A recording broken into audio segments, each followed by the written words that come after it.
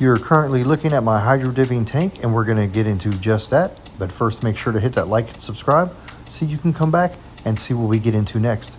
We post hydro dip videos up just like this one every Wednesday morning at about 10 o'clock Eastern Standard Time. So I did this controller a while back in a two-tone yellow and white with water droplets. The yellow side's damaged, so this is a great time to go ahead and redo it. I'm going to be using this tumbler today as my inspiration. I hydro dipped it a while back with some random colors I had laying around and some scrap film. Now I have the same film on scrap again, but I'm going to use some different colors, but we're going to aim to get the same effect on our controller.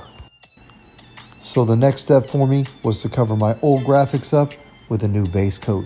You can see here I'm using this rattle can gray. It's actually just a 2x gray primer paint that I got from the local hardware store.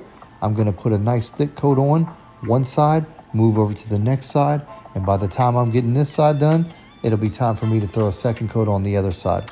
Once I get 2 coats on the controller, I'm going to let that dry completely and I can move on to my next step.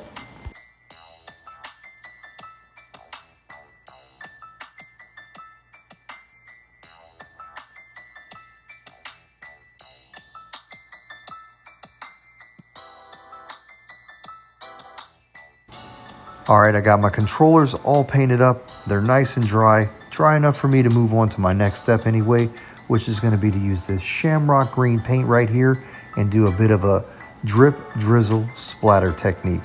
Now this is made for a spray gun, but it doesn't really matter because we're doing outside of the box work here, so who needs a spray gun? We're going to use this stir spoon right here.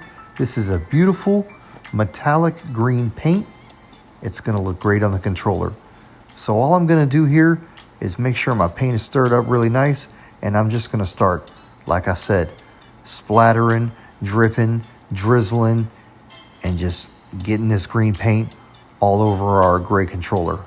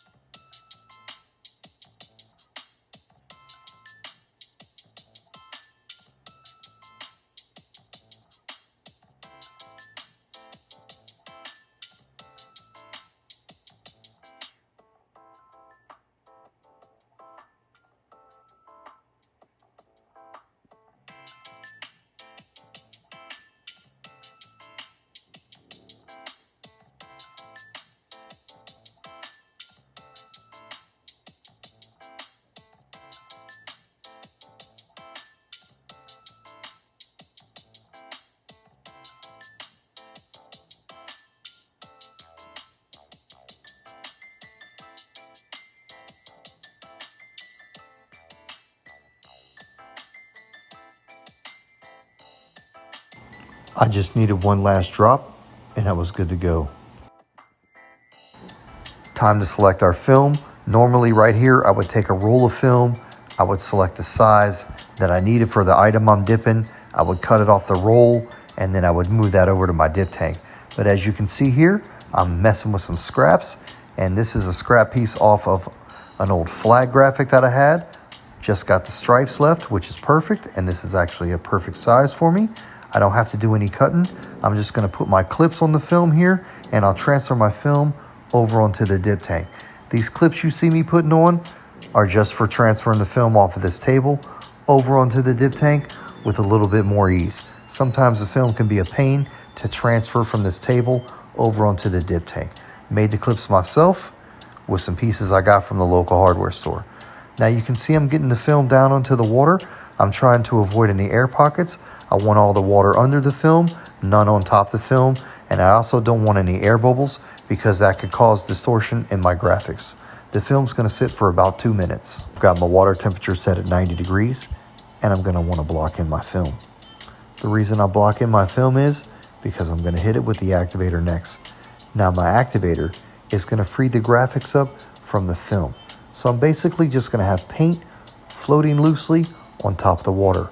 If that paint is not blocked in, it's going to float away.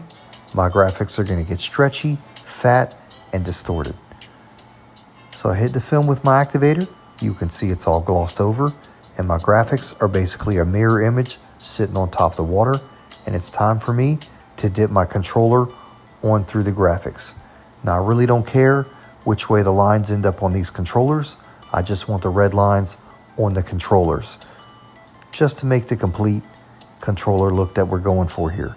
So nice and easy, no need to slam them through, no need to splatter them. I want a little bit of an angle, I want to avoid any air pockets, and here's what we're looking like. They came out really well.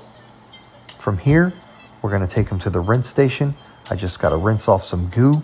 That takes about 5-10 minutes, depending on how stubborn the goo wants to be. And at the end of the day, this is what we were left looking like. We've got a gray base controller with some green metallic paint splatter with red stripes. Now the stripes were from a battle-worn flag, so you may see some imperfection in them. That's what they're supposed to look like. All in all, came out looking pretty cool, a little bit Christmas-like, but that's all good. I like the look. Let me know what you think about it, and come back and see what we get into next. As always, I appreciate you watching.